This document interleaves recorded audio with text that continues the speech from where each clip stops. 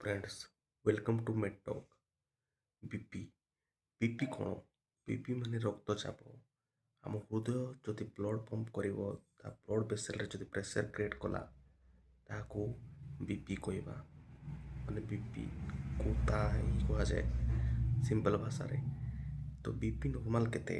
BP normal होची 120/80। दुई प्रकार थाए, ऊपर को सिस्टोलिक कहते, तल को डायस्टोलिक कहते। तो जदि बीपी 130/80 है ताहाକୁ कहते प्री हाइपरटेंशन। यह जदि आम जानानी ये सब तो बीपी बढ़ीगले आमको बहुत प्रोब्लेम हम, आम ब्रेन, आम हार्ट, आम किडनी डैमेज होवार भी संभावना अच्छी। तो जदि बीपी 130/180 है से मोमेंट रे आम इग्नोर करूँ कि बीपी नॉर्मल अच्छी, आमे ताहाକୁ वार्निंग सिग्नल हिसाब रे भावुनी। किंतु प्री हाइपरटेंशन माने ताहा गोटे संकेत बीपी बढ़ीगलानी, वार्निंग साइन। साइलेंटली बीपी धीरे धीरे बढ़ी बढ़ी जीव, जब बढ़ी बढ़ी ता अचानक 160/180 हो जाए, प्री हाइपरटेंशन डॉक्टर आपको कहला परे तेबे आपन हार्ट अटैक आ स्ट्रोक रो भी संभावना अच्छी। तो यह बिल्कुल इग्नोर करंतुनी पीरियड को। 130/180 बीपी अच्छी तो आपन को केयरफुल रहा पड़ो। केयरफुल रहिले ही आपन बीपी बढ़े। तेबे बीपी मेडिसिन केतोड़ यूज करवा उचित ताहा मु किसी समय पर कहबी। जदि आपको 130/180 प्री हाइपरटेंशन अच्छी तो वीडियो शेयर करूँ। से माने केमिति कंट्रोल करेंगे? से माने डाइट फॉलो करेंगे, भल डाइट, सॉल्ट कम करेंगे, एक्सरसाइज करेंगे 30 मिनिट्स, निज वेट को कंट्रोल आने। एल्कोहल और स्ट्रेस, एल्कोहल नेबेनी, एल्कोहल नौकरी, सिगरेट नेबेनी, स्ट्रेस को कंट्रोल करें से नॉर्मल करहब। ता फल बीपी आ 140/80 एमती क्रॉस करनी। जदि बीपी 140/180 क्रॉस कला तेरे डॉक्टर सजेस्ट करेंगे आपन को मेडिसिन नापी। 180 जदि क्रॉस कला तो से तो बहुत इमरजेंसी।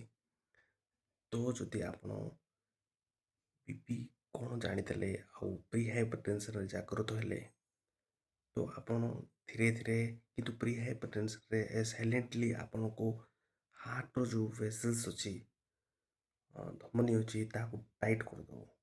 धीरे धीरे टाइट करदे। हार्ट रू पूरा सबुआड़े, देह सबुआड़े जो ब्लड पंप करने बहुत कष्ट हो हार्ट को। ता धीरे धीरे साइलेंटली आपको डिसीज स्टार्ट हो अचानक केबे भी पड़ पारे, गारंटी नहीं। लोग भूल कौन करती, डॉक्टर जब बीपी मेडिसिन देले ताको से बंद कर दिखती, नहेले निज मन हिसाब रे स्टार्ट करती आ बंद करती। से सीरियसली डॉक्टर को परामर्श को प्रैक्टिस आणती। केबे इच्छा है बंद करदे, केबे इच्छा स्टार्ट करदे, निज इच्छा बीपी मेडिसिन चेंज करेंगे। आ बीपी जदि आपको प्री हाइपरटेंशन अच्छी तो जदि आप डाइट फॉलो कले, सॉल्ट कम कले, एक्सरसाइज 30 मिनिट वॉकिंग कले तो धीरे धीरे आप बी कंट्रोल हो बिना मेडिसिन। किंतु हेले भी आपको डॉक्टर को देखा पड़ो मासक थे। आसबू कले जदि ये सब किसी करेंगे आप तो बहुत प्रॉब्लम हो पारे। तो मन रखु जब प्री हाइपरटेंशन आरंभ हो गला तो साइलेंटली आपको डैमेज कर धीरे धीरे। तो से आपन को मेडिसिन रेगुलारली जदि डॉक्टर सजेस्ट कर ना पड़ो, डॉक्टर परामर्श ही ने। जदि मेडिसिन यूज कर अचानक बंद के करेंगे ना। ये वीडियो जदि आप शेयर कले कार जीवन भी आप बचे पारे। मन रखु बहुत लाभदायी वीडियो।